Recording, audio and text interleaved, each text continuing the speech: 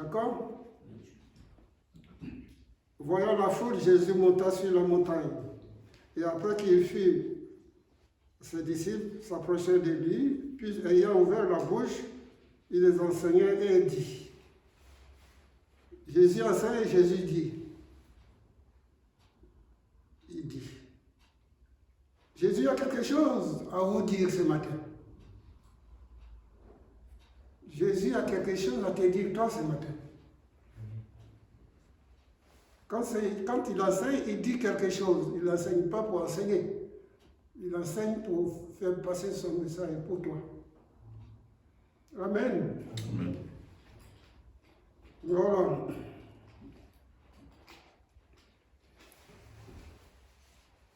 Il dit, puis ayant ouvert la bouche, il les enseigna et dit, heureux les pauvres d'esprit, car le royaume des cieux est à eux. Là, nous sommes le verset 4. Il y a des choses. Soit nous sommes là, nous avons fait une sorte de Jésus, et nous attendons sa réponse. Nous attendons le royaume de Dieu, nous attendons les choses en haut ou les choses de la terre. Mais Jésus a commencé par dire qu'il y a des choses d'en haut. Car les choses, heureux les pauvres en esprit, car le royaume des cieux est à eux. C'est merveilleux, non? Vous n'avez pas, j'ai pas le sentiment que vous croyez vraiment que les choses en haut, vraiment c'est intéressant. C'est intéressant pour vous, non? Qu'est-ce que vous cherchez? Vous cherchez des choses en bas? Montez dans votre voiture, ce sont des choses en bas, ça. Ok. Tu vas chercher encore beaucoup de choses en bas.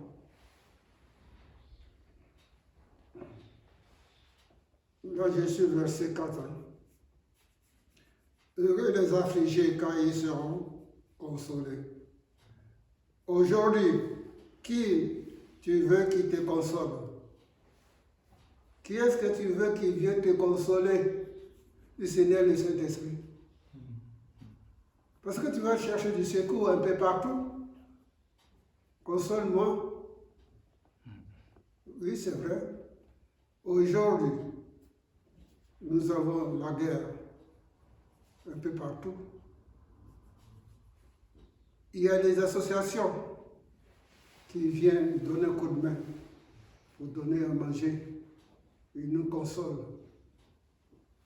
Mais il y a une différence entre Dieu et les hommes. Notre corps a besoin d'être consolé. Tu as besoin tout à l'heure, quand tu vas partir chez toi, tu vas manger, non? Ta femme a fait un bon repas, tu vas manger. Tu vas te consoler, tu vas être bien. Mais Jésus veut te consoler autrement. Ton cœur peut-être est partagé. Tu as des soucis. Et tu as besoin de Jésus. Tu as besoin du Saint-Esprit, le consolateur. Le consolateur, c'est ça que tu as besoin. De te consoler. J'ai besoin de cette consolation. Moi, personnellement, j'en ai besoin. D'être consolé. Vous savez, quand vous passez dans des épreuves, petits ou grands, vous et moi, nous avons besoin d'être consolés. Hein? Tu as besoin d'être consolé à un moment ou l'autre. Un moment d'autre. Tu as besoin. Donc, ça veut dire que tu as besoin de Jésus. C'est ça, ça veut dire. Heureux. Les affligés. Car ils sont consolés. Affligés. Car ils sont consolés. Je vais plus là. Verset 5, nous sommes heureux les herbes de cœur, car ils hériteront la terre. Heureux ceux qui ont faim et soif de la justice, car ils seront rassasiés. Ils sont rassasiés.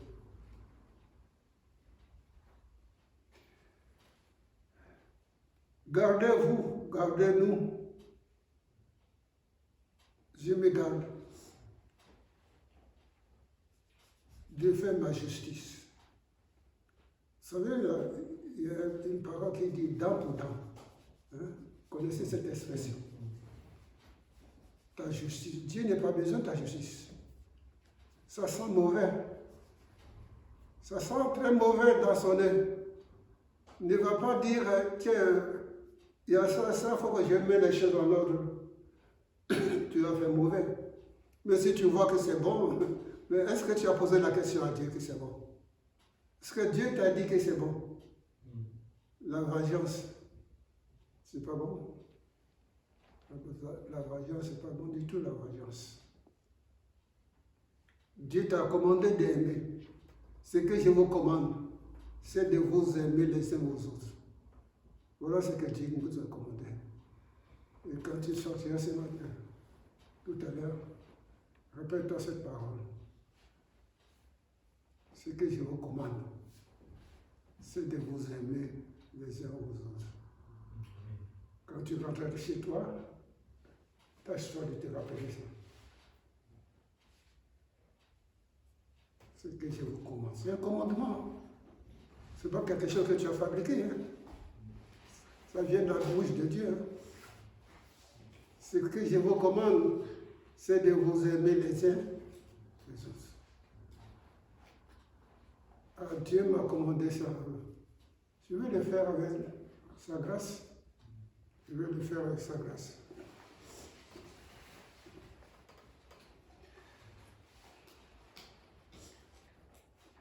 Heureux les affligés quand ils seront consolés.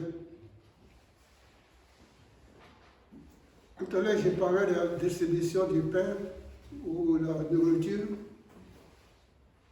Que les gens, ils viennent, les associations, ils viennent, ils consolent un peu. Ils font ce qu'ils peuvent. Il faut les bénir, ces gens-là. Parce que quand tu ne peux pas faire, il faut les bénir. Il faut bénir la France, les autorités. Il faut les bénir. Dieu nous a demandé aussi de bénir les autorités, de respecter les autorités. Et peut-être ils ne savaient pas, mais ils ont été choisis par Dieu. Et si tu aimes Dieu, eh bien, tu respectes Dieu, tu sais qu'il a dit. Ce n'est pas ce que toi tu veux, dans ta tête, ce que tu veux faire. Mais si tu ne l'aimes pas, c'est le chef d'État là. Si tu ne l'aimes pas, mais à cause de Dieu, à cause de ton Dieu t'a dit de le respecter et de les aimer. Ah, toi, tu vas aimer celui qui est bon, quoi, qui tu trouves bon, qui te fait des sourires tous les jours à la télé. Et tu juges l'apparence, tu trompes, hein, l'apparence. Dieu n'a jamais dit, t'a jamais dit, il faut aimer que quand ils te font le sourire. Non? Vous ne savez pas, vous ne pensez pas que le Seigneur Jésus est un peu bizarre avec nous? Parce que nos pensées ne sont pas ses pensées. Hein? Il a bien dit que mes pensées ne sont pas vos pensées. Et mes voix ne sont pas vos voix. Donc il y a un problème. Il y a un problème. Il y a un problème. Alors, si tu n'aimes pas les autorités, je te demande de les aimer. Plutôt Dieu te demande de les aimer.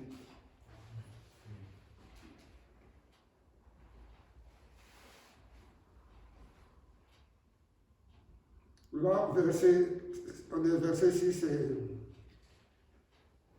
nous arrivons au verset 7.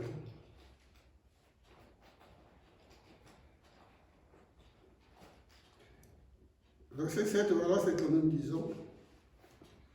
Heureux les miséricordieux quand ils obtiendront miséricorde.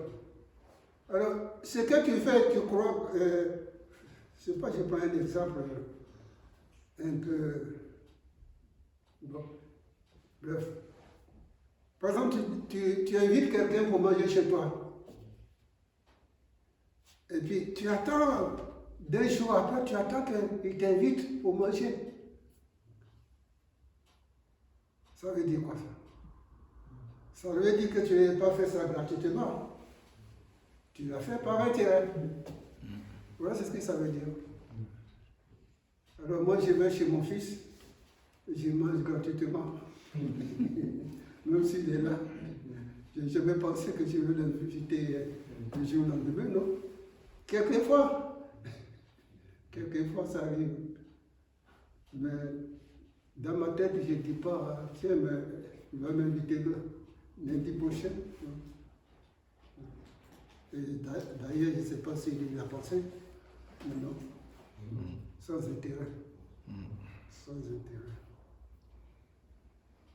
Heureux ceux qui ont faim et soif de la justice, car ils seront rassasiés. Il faut que tu sois rassasié de la parole de Dieu. Rassasie-toi de la parole de Dieu, l'étude de la parole de Dieu. C'est ça qui va te consoler. C'est la parole de cet esprit qui viendra dans ta vie pour te consoler.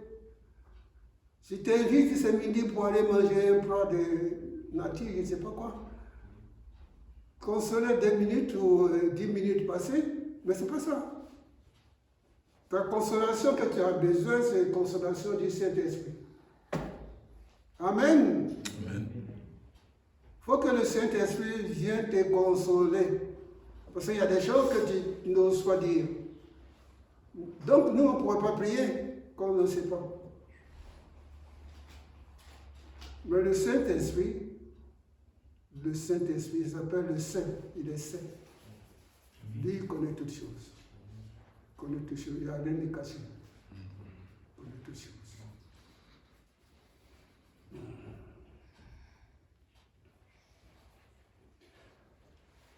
Il y a un problème de miséricorde, quand ils obtiendront miséricorde.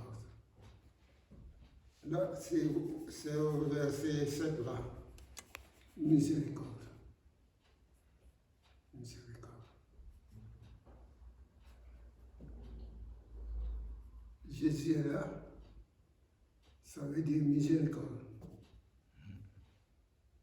Jésus est miséricordieux, compatissant. Ça, c'est Jésus, ça. Ça, c'est Jésus. Ça ne fait pas longtemps, dans mon lit, j'ai ouvert mes yeux, j'ai parlé avec le Seigneur. Puis j'ai dit, Seigneur, mais c'est quand même incroyable, ça. C'est qui est-ce qui est rentré? C'est qui est-ce qui est rentré dans le royaume de Dieu, le premier? Le premier qui est rentré dans le royaume de Dieu, c'est qui? À votre avis? Vous savez comment il s'appelle? Vous connaissez son nom? Non? Le premier que Jésus a pris pour rentrer dans le royaume de Dieu, c'est qui? Alors, sur mon lit, là, des fois, je ne dors pas, je réfléchis avec le Seigneur. Je dis, le Seigneur, c'est incroyable ça. Le premier que tu as pris pour aller avec toi dans le royaume des cieux, c'était le brigand, là, le voleur. Hein. Donc, Dieu ne fait exception de personne. Toi et moi, ce voleur-là qui vole tout le temps. Tu ne veux pas le prendre pour aller avec lui dans le royaume de Dieu parce que tu le connais. Il a volé ta voiture. Tu ne vas pas l'emmener avec toi. Non, c'est un brigand. Ça veut dire quoi? Ça veut dire que Dieu ne fait exception de personne.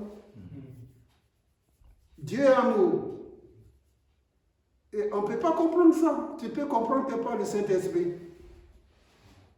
Les choses de Dieu, ce se passe par le Saint-Esprit que tu comprendras les choses de Dieu. Au fur et à mesure, j'ai compris, Seigneur, je comprends maintenant que tu as pris le voleur pour aller avec toi. Et en plus, il est assis. Il a pris votre place. Hein. Il est allé le premier. Quand vous allez partir, vous allez le trouver. Hein. Vous serez obligé de l'aimer. Hein. C'est l'amour qui est en haut. Hein. L'amour, c'est Jésus. Vous allez le trouver, ce voleur. Donc, il ne juge pas. Laissez le jugement entre les mains du Seigneur, entre les mains de Dieu. Ne jugez pas.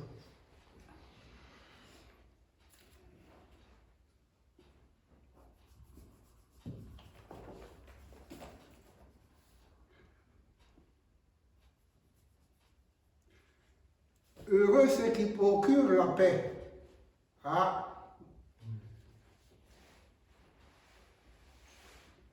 Heureux ceux qui procurent la paix. Nous avons vu que notre président, M. Macron, est allé plusieurs fois voir Poutine ou Poutine, comment ça s'appelle? Poutine. Voilà. Pour essayer de trouver dessus pour la paix. Et toi aussi, tu mets la paix dans le foyer, chez tes amis. Mais ça ne veut pas dire que tu vas les convaincre. Mais lui, il a fait sa part. Mais la guerre continue. Mais je ne sais pas si c'est que c'est marqué dans la Bible, ça. Vous voyez? Je ne suis pas sûr qu'il a lu ce passage. Mais il est parti plusieurs fois pour qu'il n'amène pas ces sorts-là et tout ça. Mais il a fait sa part. Peut-être qu'il a lu la Bible, je ne sais pas. Je ne peux pas vous dire. Je ne peux pas vous dire.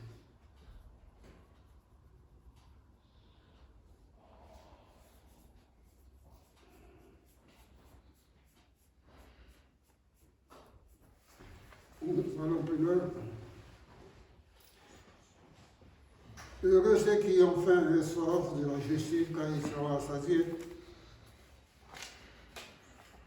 Heureux les miséricordieux quand ils obtiendront miséricorde. Heureux ceux qui ont le cœur pur car ils verront Dieu. Amen. Ceux qui ont le cœur pur car ils verront Dieu. Heureux ceux qui procurent la paix car ils seront appelés fils de Dieu. Procure la paix. Quand tu seras appelé fils de Dieu, procure la paix. Procure la paix. Mets la paix dans ton foyer. Mets la paix.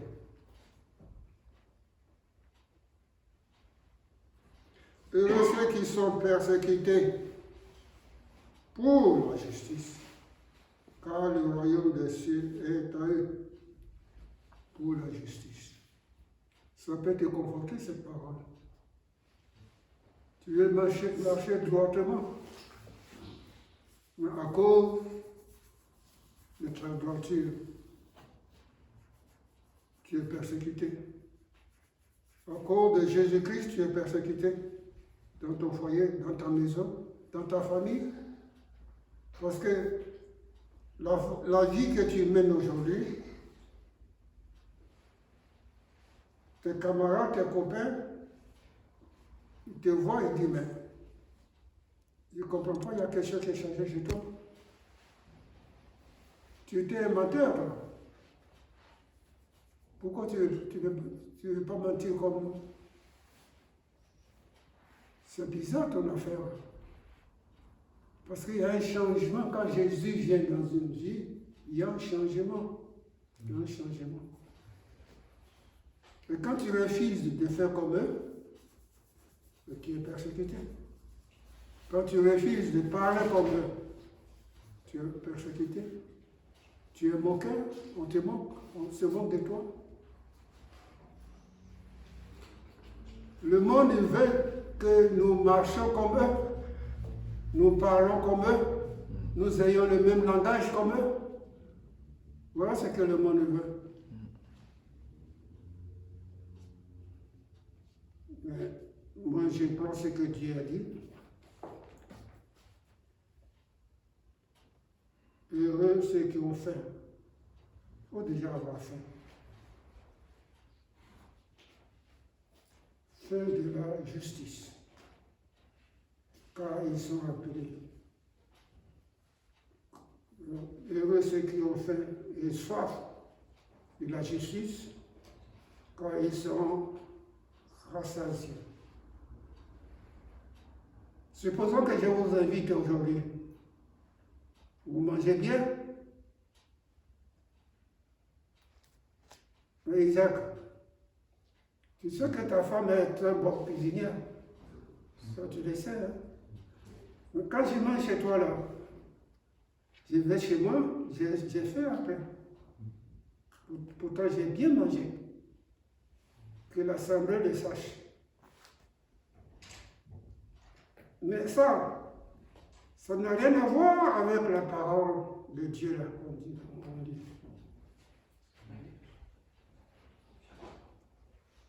Heureux ceux qui ont fait soif de la justice, car ils seront rassasiés. Fait soif. Vous avez déjà été, vous avez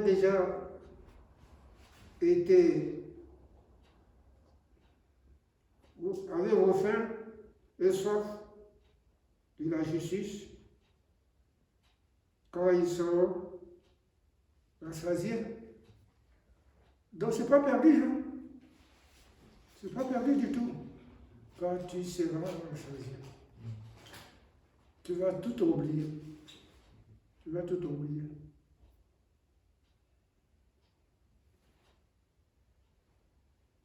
Heureux le miséricorde, Dieu, car ils obtiendront miséricorde. Donc c'est pas perdu, comme je disais tout à l'heure, c'est pas perdu. Non, c'est pas perdu du tout.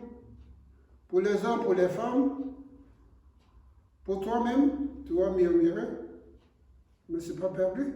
Il n'y a rien qui est perdu.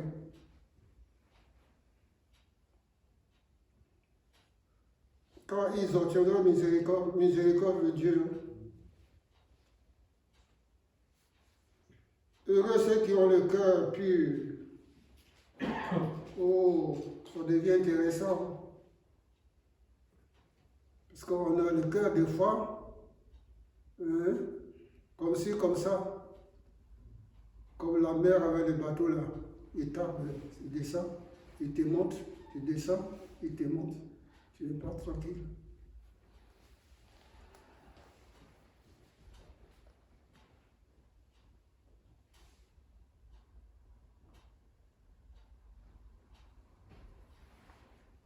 Vous savez, vous et moi, vous pouvez proclamer la paix. C'est-à-dire que vous avez raison de telle chose. Et vous savez vous-même que vous avez raison. Je prends le couple. Le couple. Et tu sais que pour telle chose, ta femme et toi, tu sais que tu as raison. Vous me suivez là? Tu sais que tu as raison. Mais procurer la paix, qu'est-ce que ça veut dire procurer la paix? Mais tu as raison, mais tu veux sûr obéir à Dieu, mais tu le pardonnes et tu disparais. Tu dis, je préfère la paix que de discuter dans le couple comme ça. Regardez-moi, ma mère, là, comment il fait. Discuter comme ça. Il faut que tu rentres dans un foyer où tu sens l'odeur. Tu sens cette bonne odeur. Tu sens là, cet amour. Tu le sens. Tu le sens, hein? Il faut faire l'expérience. Tu le sens dans ce foyer. C'est la paix. Tu n'as pas envie de bouger. Alors tu commences à dire, mais quand est-ce qu'ils vont partir? J'ai envie de faire la sieste. Maintenant, il se trouve bien chez toi. Ne t'inquiète pas, parce qu'il se trouve bien chez toi. Amen.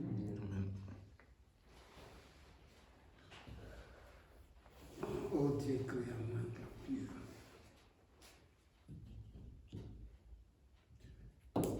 là, aujourd'hui, là, c'est dimanche. C'est un dimanche qui est un peu... On a changé l'heure, comme Daniel a dit. On a changé l'heure. On s'est réveillé un peu plus tôt. Peut-être qu'il y en a qui sont encore endormis. Le Seigneur nous donne toujours. Ce qu'on donne à Dieu.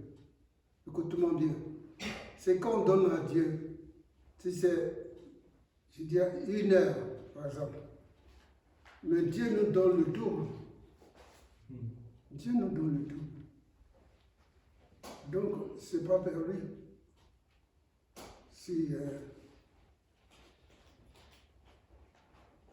l'État, le gouvernement, il change d'heure, il change. Et tu n'as pas le même, physiquement, tu n'as pas la même sensation qu'autrefois, mais ce n'est pas grave. C'est pas grave.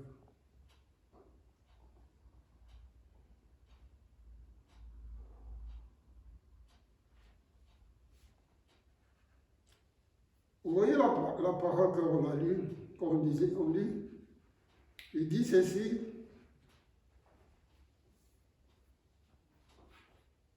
Heureux ceux qui sont persécutés pour la justice, car le royaume des cieux est à eux. Ce n'est pas un petit bout. Hein. Le royaume des cieux, ce n'est pas un petit bout gâteau. Hein. Ce n'est pas un petit bout de gâteau que tu donnes à ton fils. Là.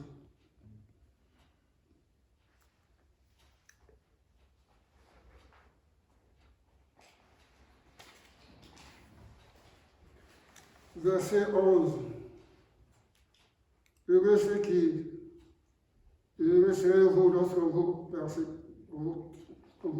outragera, qu'on vous persécutera, et qu'on dira faussement de vous toutes sortes de mal à cause de moi.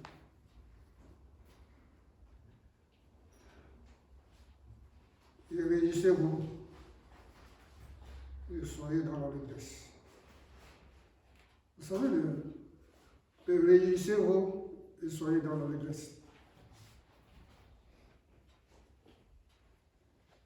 Parce que votre récompense sera grande dans les cieux. Car c'est ainsi qu'on a persécuté les prophètes qui ont été avant. Amen. Amen. Jésus, nous t'adorons, nous te bénissons. Jésus, tu as trop souffert sur cette terre, mais tu es ressuscité. Ce matin, nous avons lu que toutes les portes étaient fermées, mais tu es venu quand même. Tu es là, Seigneur. Toutes les portes de nos cœurs, tu frappes et tu veux rentrer dans nos cœurs. Tu veux faire du bien à chacun et chacune. Je te loue déjà pour le Saint-Esprit. Je te bénis, mon Dieu, parce que cette parole ne tournera jamais à toi sans effet, sans avoir accompli ta volonté. Sois loué, mon Dieu, et sois béni dans le nom de Jésus. Amen. Amen.